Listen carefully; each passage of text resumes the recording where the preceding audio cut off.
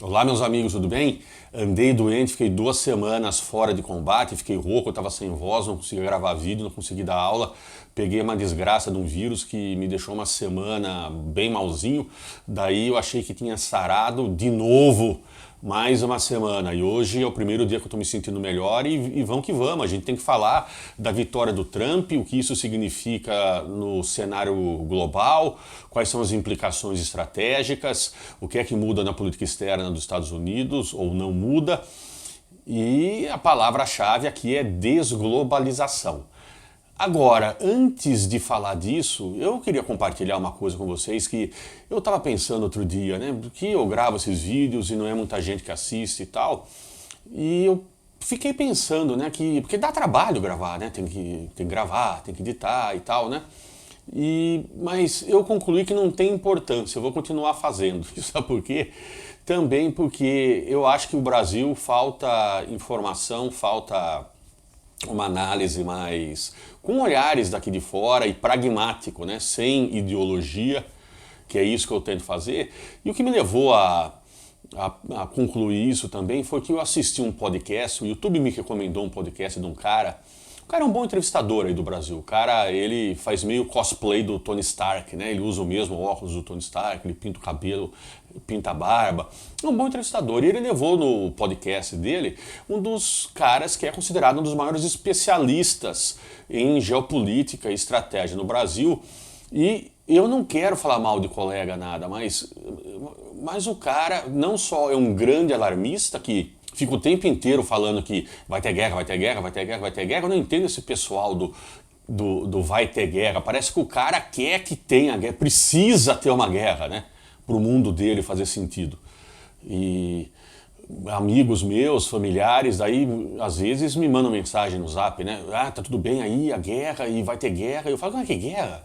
Guerra tá tendo na Ucrânia, tá tendo Israel, claro. Na África tem alguns pontos de guerra, mas guerra mundial, com Armagedon nuclear, a gente tá muito longe disso, né? Mas os caras ficam insistindo. Mas não é só essa questão. O cara chegou e falou assim daí, né? Que a dinastia Um na Coreia do Norte, né? Eu fiquei pensando, como assim dinastia Um? Porque é a dinastia Kim, né? E daí eu pensei lá, não, o nome lá do cara da Coreia do Norte, do ditador da Coreia do Norte, é o Kim Jong-un, né? O nome dele é Jong-un, porque na Coreia, assim como na China, o sobrenome vem primeiro. Então, o nome dele é Jong-un e o sobrenome da família é Kim. Então, é a dinastia Kim, não é a dinastia Un. Agora, esse é o nível do debate no Brasil, né? Então, por isso que eu vou continuar fazendo esses vídeos que eu faço e espero que mais gente assista. Se não assistir também não tem problema. Vamos lá na questão da vitória do Trump e da desglobalização.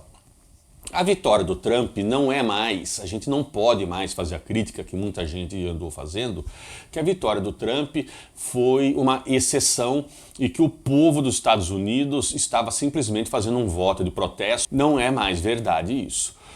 Ora, por quê? Porque o Trump ganhou as eleições não só pelo colegiado dos Estados Unidos, mas ele foi o primeiro, ele é o primeiro presidente republicano em 25 anos, em mais de 25 anos, a ganhar uma eleição por maioria de voto, e não ali pelo que cada estado daí ganha, eles votam em proporcional, não, pela maioria dos votos. E não só isso, o Partido Republicano também ganhou, ou melhor dizendo, garantiu a maioria no Senado e no Congresso dos Estados Unidos.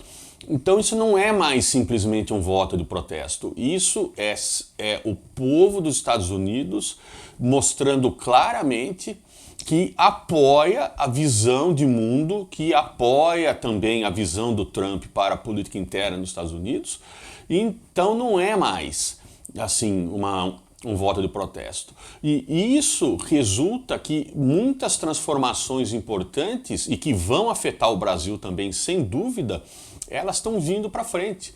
E a transformação mais importante de todas é a desglobalização, e que, caso aconteça, e já vem acontecendo, né?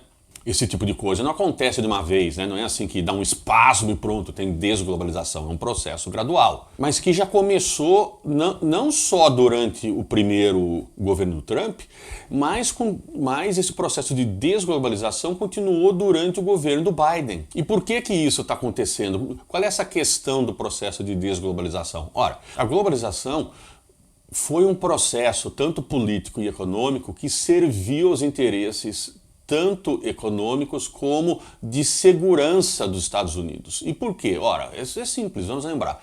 O mundo era dividido entre o mundo comunista e o mundo não comunista. Os Estados Unidos claramente contra o mundo comunista basicamente contra o Ocidente, mas sobretudo contra os Estados Unidos. Então, por uma questão de segurança, era necessário aos Estados Unidos terem uma abordagem ideológica na sua política externa para garantir que a maior quantidade de países possíveis fossem alinhadas ideologicamente ao capitalismo e não alinhadas ao comunismo, assim como a União Soviética também queria a maior quantidade possível de países comunistas para o seu bloco. A partir do momento em que não tem mais União Soviética, não existe mais essa questão ideológica na política externa. A Rússia, por exemplo, não tem ideologia nenhuma nesse sentido necessariamente anticapitalista. Tem formado uma ideologia nos últimos anos do mundo russo, etc e tal, mas essa ideologia do mundo russo não é necessariamente uma ideologia anti-Ocidente e anti-Estados Unidos. E mesmo a China, que tem o Partido Comunista, o Partido Comunista Chinês não tem também a ideia da internacionalização, né? Existia a Internacional Comunista, vamos exportar a revolução e tal. Para a China isso não é importante e sobretudo também porque o modelo de desenvolvimento econômico chinês é baseado no sistema capitalista. O desenvolvimento chinês é um desenvolvimento simbiótico sobretudo com o Ocidente, porque a economia da China basicamente é dependente das exportações de produtos manufaturados da China para o Ocidente. Ora, se o Ocidente vira socialista, e então vamos pensar ideologicamente, em questão ideológica, e dentro do socialismo não existe mais o consumismo que é próprio do sistema capitalista, a economia chinesa vai para o beleléu. E nesse caso também não é interessante para a China exportar a revolução. E mesmo outros países que se dizem comunistas, como por exemplo o Vietnã, também estão adotando várias políticas capitalistas, também estão adotando várias práticas que não são necessariamente nem socialistas nem comunistas. Estamos abertos para negócios. Bom, nesse sentido, a globalização não é mais necessária aos Estados Unidos. Foi necessária, agora a globalização não é mais necessária. Consequentemente, os pontos principais da política externa do Trump, que é colocar tarifa em produtos importados.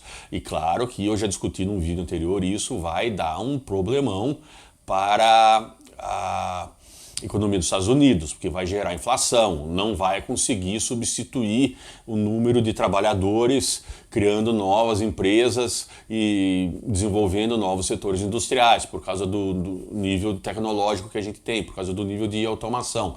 A questão da imigração, a questão do toma lá da cá, que não vai ser uma surpresa, que o Trump já andou fazendo já desde o seu primeiro mandato, mas que deve ficar ainda mais profundo. Por exemplo, a questão que o vice-presidente deixou bem claro que se a União Europeia regular os negócios do Elon Musk, os Estados Unidos vai se retirar da OTAN. Consequentemente, toda essa questão antiglobalista, e que também ainda inclui, por exemplo, bombardear o México, fazer o muro, existe uma retórica muito forte que é apoiada pela população dos Estados Unidos, que a globalização não é mais necessária.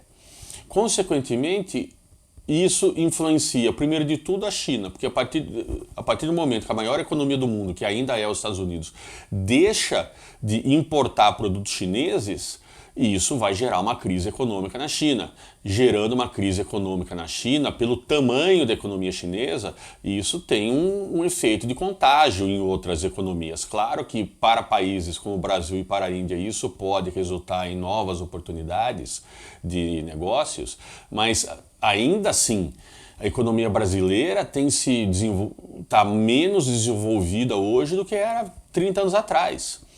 O Brasil está passando por um processo de desenvolvimento do subdesenvolvimento.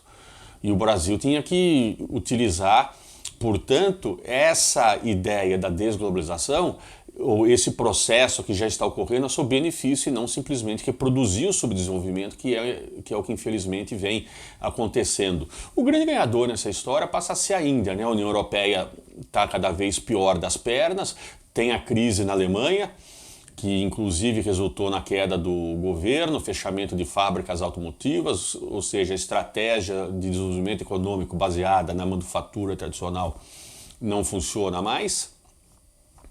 A Alemanha veio ignorando muito a questão das novas tecnologias e de como essas novas tecnologias podem daí, não que podem daí, perdão, mas significam uma ruptura com os modelos de desenvolvimento antigos. Os economistas têm que escrever mais sobre isso, têm que começar a pensar mais sobre isso, mas também, sobretudo, no nível de política econômica, política de desenvolvimento. E então a Europa está em queda, a Europa está em decadência econômica, os Estados Unidos está se fechando, então provavelmente o que a gente vai ver nos próximos anos é uma diminuição do ritmo da globalização, um processo de desglobalização, na verdade, onde o fluxo de comércio internacional não vai mais ser suficiente para manter o nível de atividade econômica dos países como hoje. Ou seja, falando em português, claro, os países vão perder mercado. Então, mercados externos. E perder tanto a Europa como perder os Estados Unidos, se a gente for pensar nos BRICS, os BRICS não são suficientes para compensar essa perda dos Estados Unidos. O Brasil também pode contar e o mundo também pode contar que o Trump vai olhar só para os Estados Unidos em primeiro lugar, e vai ser um Estados Unidos que vai lutar pelas maiores vantagens econômicas possíveis, né? Afinal de contas, o Trump é um homem de negócios. No que diz respeito a guerras, não se deve ter nenhuma ilusão sobre o Trump na questão, por exemplo, do Hamas e Israel, que o Trump é um apoiador fervoroso de Israel e não há dúvidas que os Estados Unidos vai ajudar Israel a completar a sua missão e exterminar o Hamas completamente, e isso resulta em ser cada vez mais difícil a gente ter uma Palestina, né, independente, de haver um país palestino. Provavelmente o que vai ter é Israel. Na questão da guerra da Rússia e da Ucrânia, o que a gente vai ver provavelmente, o Trump tem interesse em parar a guerra, e a questão foi o que eu já disse em outros vídeos, tem que determinar para a Ucrânia e para a Rússia o que significa vitória. A Ucrânia teve uma vitória de ter sido convidada para a União Europeia, para vir a fazer parte da União Europeia, mas não para fazer parte da OTAN. A Rússia conseguiu ganhos territoriais, né? O primeiro deles, a Crimeia. Consequentemente, a gente tem que ver quais são os termos de uma vitória aceitável para esses países para terminar a guerra, e é isso que o Trump vai querer fazer.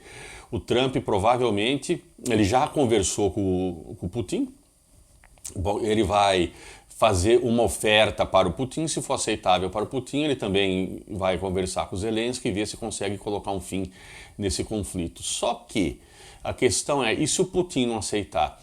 Há rumores que se o Putin não aceitar, o Trump vai armar a Ucrânia com todos os sistemas de armamentos que os Estados Unidos ainda não deu para a Ucrânia por receio de uma escalada, para a Ucrânia ter uma vitória decisiva. Provavelmente o Putin vai aceitar. A próxima questão é se o Zelensky vai aceitar. O Zelensky, que está ilegalmente no cargo, tem que ter eleições na Ucrânia, né? Ele está se segurando na cadeira lá, e então vamos esperar as eleições que devem ocorrer ano que vem para ver se ele continua no cargo ou não. Supondo que ele continue no cargo, daí fica a grande questão. Ele vai aceitar esse acordo do Trump? Porque se ele não aceitar o acordo do Trump, o contrário também acontece. O Trump simplesmente chega e diz para a Ucrânia, perdão, para a Rússia, vão lá que agora a gente não está mais nem aí. Na questão da defesa da Europa, a Europa vai ter que se preocupar com a própria defesa, porque na verdade a estratégia da Europa sempre foi terceirizar a sua defesa para os Estados Unidos. O Trump já deixou bem claro no primeiro mandato que não vai aceitar isso. Agora, no segundo mandato, muito menos, né? Então, vários países europeus já estão aumentando os gastos em defesa, já estão reconstruindo a sua própria indústria bélica e aumentando o nível de soldados, aumentando o nível de investimento em equipamentos. Mas isso é o arrepio da globalização. E isso significa um nível de nacionalização econômica cada vez maior. Obviamente, voltando na questão da globalização, que a gente não vai ver uma desglobalização financeira tão grande, mesmo porque não é do interesse dos Estados Unidos acabar com a globalização financeira. A grande questão é simplesmente a globalização comercial, né? Das três globalizações, a comercial, a financeira e a cultural. Por hoje é só, sextou, né? Um abraço e aguardem os próximos vídeos.